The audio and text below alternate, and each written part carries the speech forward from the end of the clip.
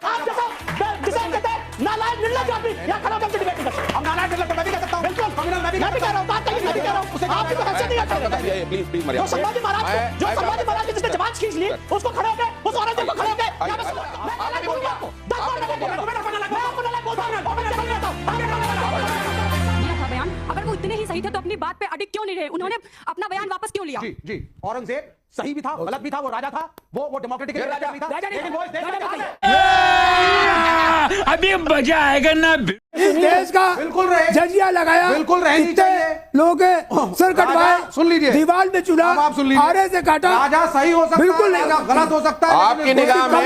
आपकी निगाह में अबू आजमी ने जो कहा वो सही कहा है? भाई मेरे हिसाब से औरंगजेब एक राजा था, इस मुल्क में उसने 50 साल राज करा, और ये भैया संवैधानिक अपराध है कि नहीं है? जिसने संभाजी महाराज की जबान काट ली उसको खड़ा होकर यहाँ पे सपोर्ट कर रहा, जिसने संभाजी महाराज की जबान काट ली उसको खड़ा होकर सपोर्ट कर रहा। संभाजी को शर्म नहीं आती आपको? वो 50 साल तक रूल कर गए, अब आप पिक्चर में जीत दिखा दो अपनी, बना लो पिक्चरें। इतिहास होता है, इतिहास सही होता है। कौन से दृष्टिकोण है? मदरसे में जाके इतिहास पढ़ाएंगे। ये एक कैरेक्टर है इतिहास का, एक बड़ा कैरेक्टर। ये मुगल बादशाह औरंगजेब के संदर्भ में है, जिनको लेकर बड़ी चर्चा हो रही है इन दिनों। भारत में होने पर आपका मत क्या है? विष्णु जी आपसे सवाल है ये। मुगल बादशाह औरंगजेब की कब्र भारत में होने पर आपका पक्ष? बिल्कुल नहीं होनी चाहिए। महाराष्ट्र के मुख्यमंत्री ने भी ये कहा है कि एसआई के संरक्षण में है। वैसे इस देश का भाव तो यह है कि इसको नहीं होना चाहिए, यहां रहे या ना रहे कोई फर्क नहीं पड़ता, होनी चाहिए। इसमें हर्ज क्या है? बताइए साहब। बिल्कुल नहीं होनी चाहिए। ये बड़ी अच्छी बात कही आप। साफ शब्दों बिल्कुल नहीं होनी चाहिए। क्यों रहेगी?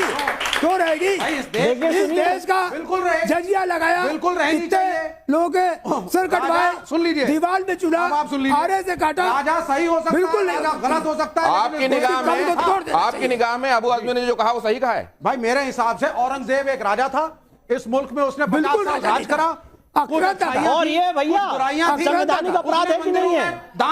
संवैधानिक अपराध है कि नहीं है? महाकालेश्वर में भी पैसा ये संवैधानिक अपराध है कि नहीं है? ज्यादा मंदिर हैं गलत, जिसमें औरंगजेब ने दान दिया।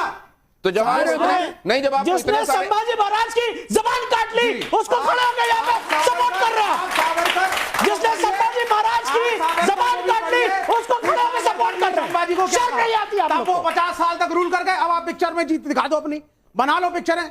इतिहास होता है, इतिहास सही होता है। कौन से दृष्टिकोण है? मदरसे में जाके इतिहास पढ़ाएंगे। इतिहास सही, इतिहास इमोशनल होकर के नहीं लिखा जाता। जो इतिहास था वो इतिहास रहेगा, बेशक वो गलत हो, बेशक कुछ गलतियां हुई हो, बेशक औरंगजेब में कमियां थी, लेकिन वो इस देश का राजा था। तो आप भी औरंगजेब फैन क्लब के हिस्से हैं क्या? बिल्कुल नहीं, वो मेरे मुल्क की वही जैसे बाकी के मुगल। भाई ये अजीब सी बात है, ये अजीब सी बात हो गई। अरे भाई राजा राजा है, राजपूत आपस में लड़ते थे। मोदी के संदर्भ में तो ये भाव नहीं आता आपका कि आज वो देश का प्रधानमंत्री है? ये भाव तो नहीं आता, राजा राजा है, देश का प्रधानमंत्री है। नहीं आता। बड़ा सारा क्रिटिसिज्म लेकर आप बैठते हैं, लेकिन औरंगजेब के संदर्भ में राजा वाला भाव आ जाता है। ब्लैक एंड व्हाइट नहीं होता। So called Aurangzeb fan club कहता है वो ईमानदार, पराक्रमी, धर्मावलंबी थे। ईमानदार, पराक्रमी और धर्मावलंबी थे। सिर्फ मुस्लिम की नजर आ रहा हूं सर, सिर्फ आ रहा हूं सर। विवेक जी को देंगे आप सर विवेक जी को समझा चुका हूं सर।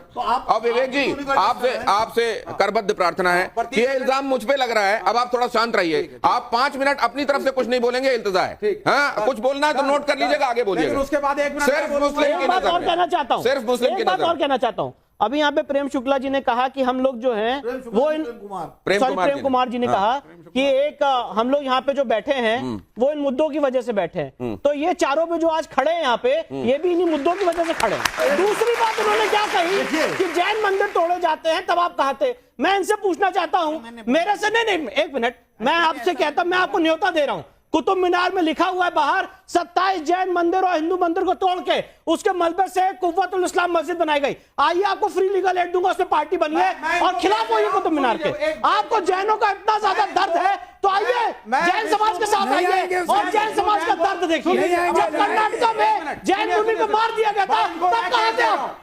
आज हम लखनऊ में जब वहां पे हमारे महावीर स्वामी की मूर्ति तोड़ दी गई थी तब कहां थे आप? अरे हम बताते हैं। मैं इनको केस दे रहा हूं, पब्लिक यहाँ बैठी है, फ्री लीगल एड देंगे, फीस नहीं दूंगा, ठीक है? नहीं, आप कौन होते केस देने वाले भाई? 84,000 बौद्ध स्तूप, आप कौन होते केस देने वाले? मैं आपको केस दे रहा हूं। पुष्यमित्र शुंग ने तोड़े थे, आप केस लड़िए, मैं आपका पिटिशनर हूं। अब जरा आपके सवाल में लेता हूं बहुत जल्दी से। पूछिए। नमस्कार सर, मेरा सवाल विष्णु शंकर जैन और हरिशंकर जैन जी दोनों से है। सर, मंदिर मस्जिद का जो भी मामला देखा जा रहा है, मींस एनडीए गवर्नमेंट के आने के बाद ही ज्यादातर उजागर हो रहा है, तो यूपीए गवर्नमेंट में आप एडवोकेट्स लोगों के ऊपर क्या पाबंदियां थी जो गवर्नमेंट आपको नहीं करने दे रहा था, और एनडीए में आपको सर इसी से जुड़ा एक सवाल भी आपसे यहां रखूंगा जी। एक मिनट, ये जो धारणा है कि ये मामला आज से चल रहा है, उससे पहले आप लोग कहां थे? तो सबसे पहली बात बता दूं, राम मंदिर का केस मेरे पिताजी 1989 से लड़ रहे हैं। सरकार की तरफ कभी किसी ने ना देखा है ना आज देख रहे हैं। आप क्या बात कर रहे हो कि सरकार? एक मिनट, 100 केस 2013 के पहले दाखिल हो चुके मैंने हैं। दाखिल किया है। जरा ये देख लीजिए, क्योंकि यह संघर्ष बहुत दिनों से चल रहा है। कौन कौन संघर्ष कर रहा है इस संदर्भ में? कौन सी जोड़ी सनातन के लिए ज्यादा प्रयासरत है? कोई एक बताइएगा। मोदी शाह योगी, बाबा बागेश्वर रामभद्राचार्य या हरिशंकर जैन विष्णु शंकर जैन? कौन सनातन के लिए ज्यादा प्रयासरत है, संघर्ष कर रहा है? नहीं, हम लोगों को छोड़ के बाकी दोनों लोग सब अच्छे काम कर रहे हैं। आप हिंदू राष्ट्र की बात कर रहे हो, अगर हिंदू राष्ट्र बन जाता है तो उसमें सर अदर धर्म के लोगों के साथ क्या होगा? दूसरे धर्म के लोगों का क्या होगा? आप कहते हैं ये सारी समस्याओं का इलाज है हिंदू राष्ट्र बनना, ये भी कहते हैं आप। ऐसा है, ये हिंदू राष्ट्र बन जाएगा। अब ये कुंभ हुआ था, कितनी चोरी हुई थी, कितनी बदमाशी हुई थी, कितनी औरतों बच्चों के साथ छेड़खानी हुई थी।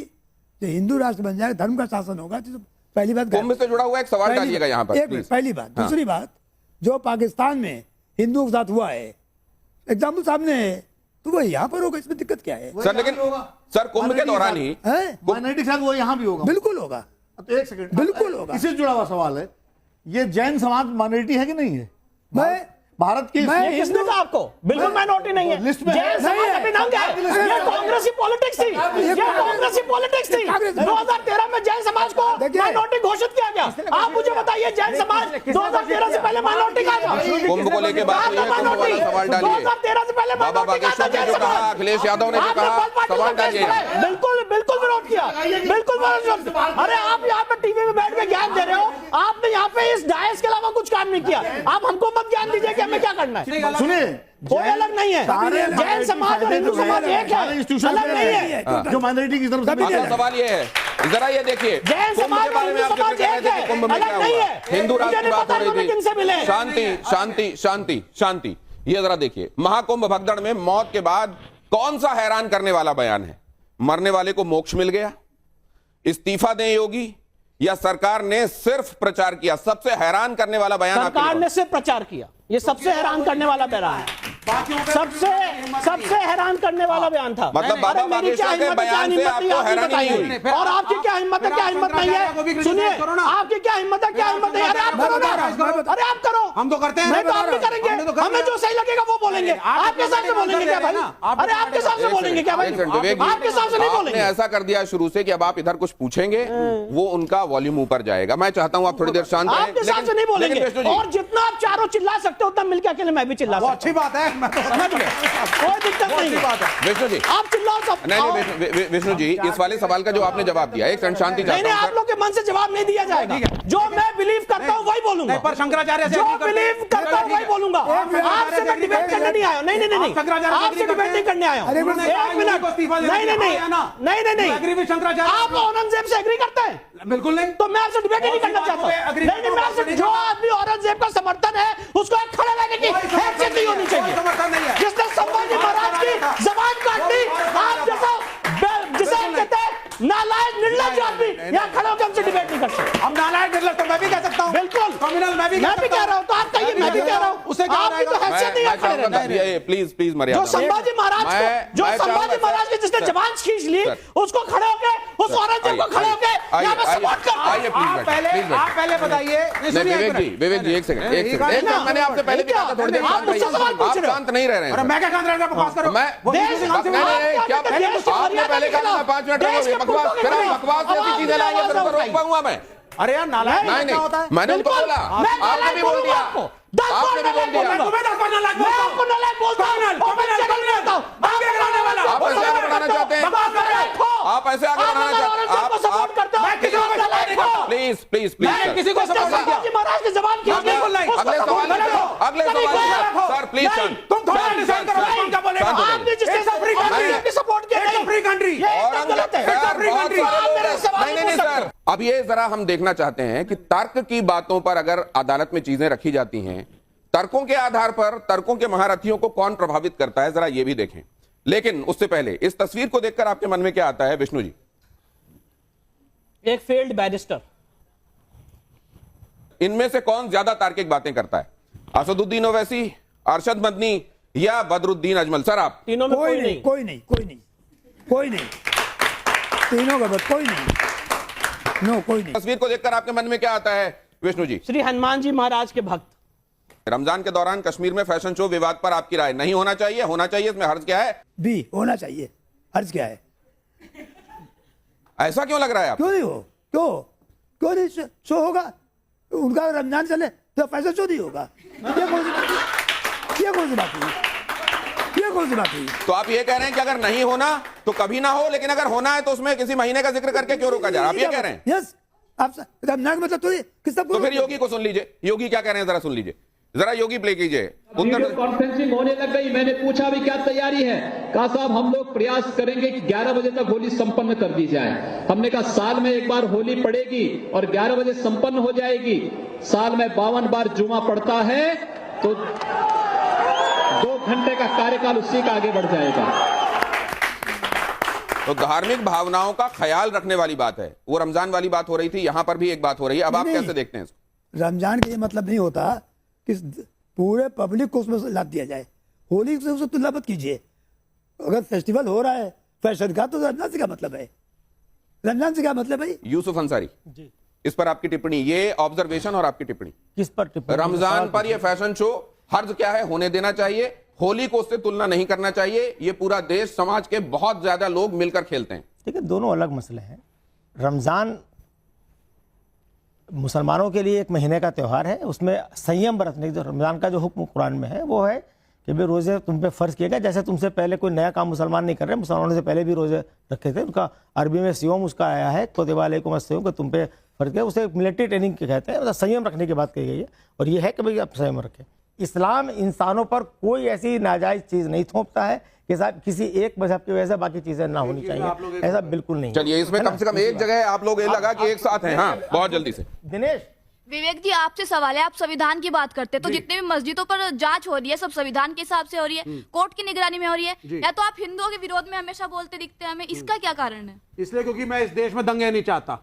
मैं चाहता हूँ भारत सुपर मतलब इस देश में अगर हिंदू ये कहेगा ये मंदिर था तो दंगों की गुंजाइश बन जाएगी ना। The focus of the nation should be on your placement, not on the structures. Ram मंदिर का फैसला दंगे कराने के लिए आया था? नहीं, राम मंदिर का फैसला विशेषाधिकार के तहत है और प्लेसेस ऑफ वर्शिप एक्ट कहता है राम मंदिर के अलावा कोई डिस्प्यूट नहीं एड्रेस होगा। मेरा सवाल विवेक जी से कि सर आप ये बताइए, अगर आप जैसे कि अभी औरंगजेब का समर्थन करते दिखे, तो अगर वो जो अबू आजमी जी ने जो दिया था बयान, अगर वो इतने ही सही थे तो अपनी बात पे अडिग क्यों नहीं रहे? उन्होंने अपना बयान वापस क्यों लिया? जी औरंगजेब सही भी था, गलत भी था, वो राजा था, वो डेमोक्रेटिक राजा नहीं था, राजा नहीं लेकिन था। वो इस देश का राजा मत है। जो राज धर्म का पालन करे वो राजा होता है। सर किसी डिक्टेटर को आप राजा कह देंगे? जब भारत हिंदू राष्ट्र बन जाएगा तो सेक्युलर स्टेटस का क्या रहेगा या फिर नहीं रहेगा? सेकुलर स्टेटस सबसे पहले खत्म होगा। सबसे पहला काम होगा, secularism is the bogus principle. सबसे अगर कोई फर्जी प्रिंसिपल इस देश में लाया गया है तो वो सेकुलरिज्म का है, जिसको आज तक कभी डिफाइन नहीं किया गया। तो संविधान की प्रस्तावना में जो जोड़ा गया गलत जोड़ा गया है, गलत जोड़ा गया है गौतम जी। 1976 में बिना कोई डिस्कशन के, बिना कोई डिबेट के, गलत ढंग से जब देश इमरजेंसी में था, तब 42nd अमेंडमेंट लाके सेकुलर और सोशलिस्ट वर्ड जोड़ दिए गए। 1970 के दशक में कांग्रेस के ऊपर प्रेशर डाल के 2 शब्द प्रियम्बल में डलवाए थे सेकुलर और सोशलिस्ट। अब जरा मैं यहाँ कुछ रखना चाहता हूँ आपके सामने। प्रिंसिपल को बदलेंगे।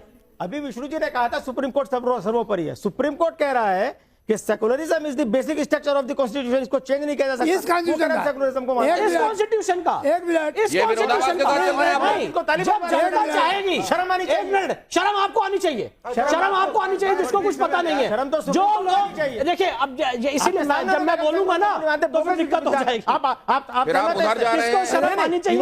ये शर्म नहीं इनको आप फिर इस तरह की शब्दावली में फिर वो 2 कदम आगे, फिर आप 4 कदम आगे। कहा कि सेकुलरिज्म एक बोगस सिद्धांत है, आप मानते हैं?